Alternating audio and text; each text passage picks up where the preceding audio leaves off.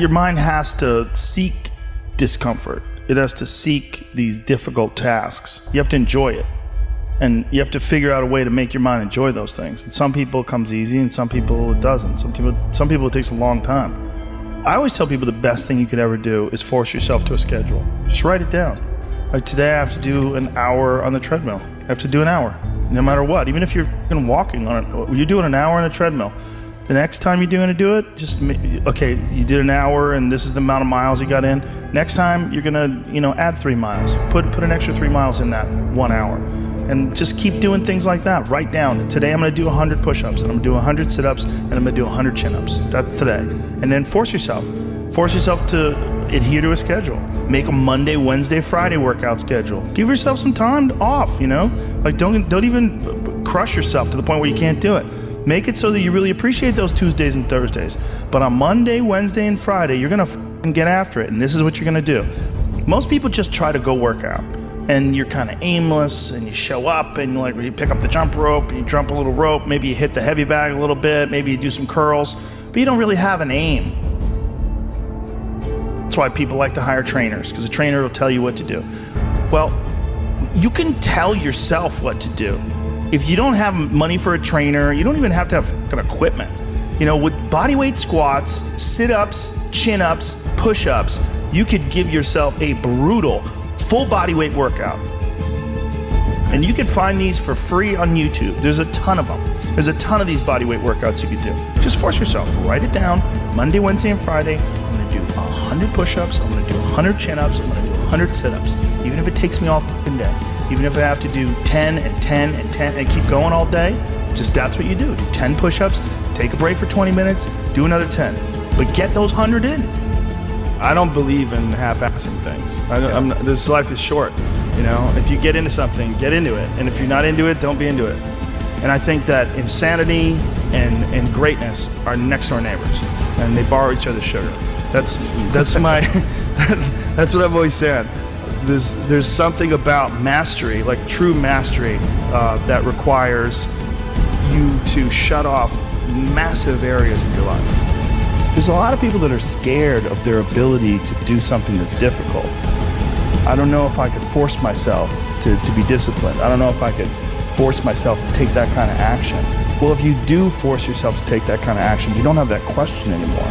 That question, I don't know if I can do it. Well, you're doing it. So you obviously can do it. Can you do it tomorrow? You did it today. Or can you do it tomorrow? Just do it. You get so much more benefit out of a struggle that you choose to embark in versus a struggle that life throws upon you. Get out there and go and do something. Just go. And then in the middle of doing it, it'll become easy. Even if it's not easy, even if it's hard, it's easier than not doing it and wishing that you had done it.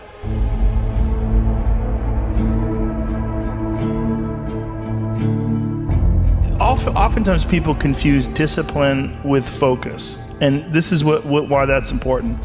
There are things that some people can excel at because they're focused on them and because they're drawn to it and they have an incredible passion for it, versus like you tell a guy like, hey, you're going to study to be an electrical engineer. And it's like, I don't want to be a fucking electrical engineer. Well, you got to have discipline.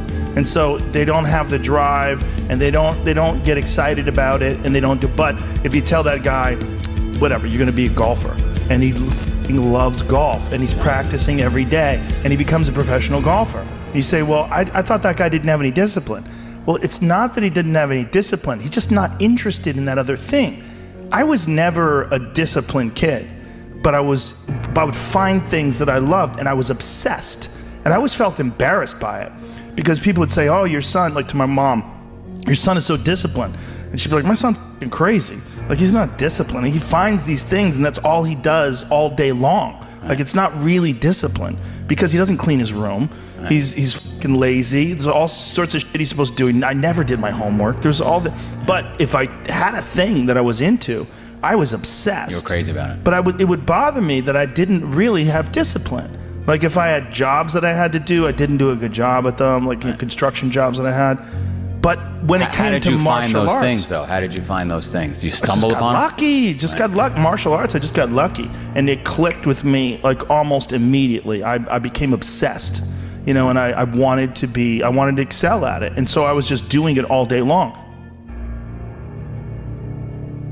And I think the more you choose to embark in these struggles, these especially physical and mental struggles, because I consider both martial arts, yoga, and actually even trail running, I consider the mental struggles as much as physical struggles. Like, because I could stop anytime I want. I'm halfway up the hill, I can go, fuck this. So I'm walking the rest of the way. Yeah. Call my dog over, put him on the leash. I'm like, we're walking, buddy. But, or you could say, no, this is what I'm doing today. I have a very clear plan in front of me. My plan is, we're 4 miles today. This is where we start.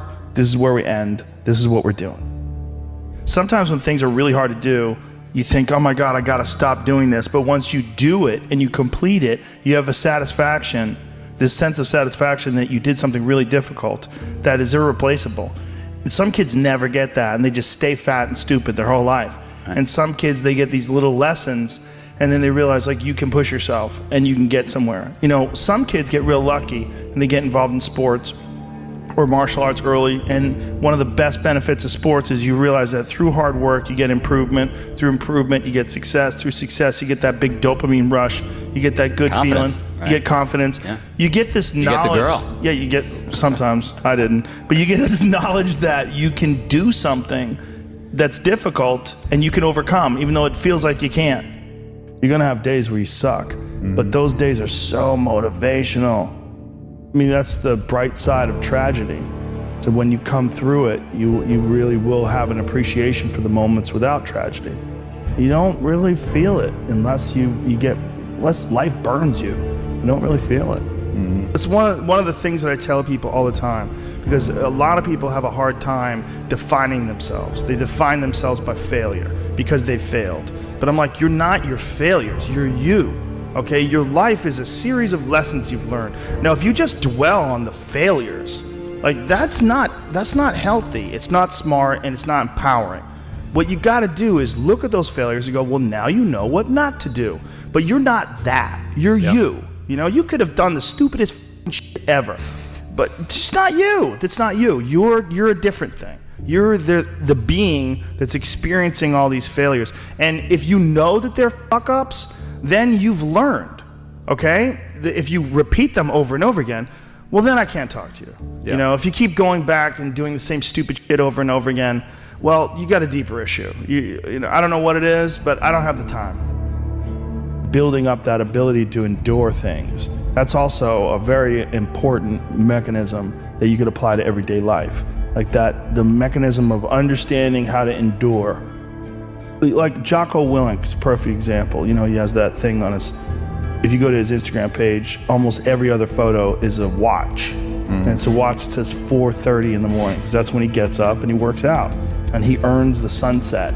And he does that, he's so disciplined, and he's got this saying that's a great saying, discipline equals freedom. And it's true, because he's able to force himself to do that every single time. There's no excuses, there's no breaks, there's no days off. It doesn't happen. So because of that, you're not scared. You know that you can keep doing it. You know that you can continue to perform. Because a lot of people are just running from discomfort. They're running from it. They're just avoiding it. It's so easy to. And if you get distracted for a second, you're like, let me check my phone. You just start going through your phone and looking at bullshit, and you're just distracting yourself from the tiniest frustration of boredom. Just little, we don't get bored anymore. Or if we get bored for these tiny amounts of time, then you get distracted. So your distraction is eliminating your boredom. But the problem with that is there's certain thoughts that only come to you when you're thinking. When you don't have any input coming in. When we're constantly looking at our phones, the only input you're getting is input from other people. And sometimes that's good. Sometimes you get good stuff out of that, but it's like a diet of only fruit. Don't think that you're that person that made those mistakes. You're the person who's learned, and to have that attitude is a really important thing. And to not say, why am I doing this now? I could have been doing this my whole life. Well, you weren't, so the fuck is that gonna help? Yeah. You gotta not think like that. You just gotta be happy you're doing it now.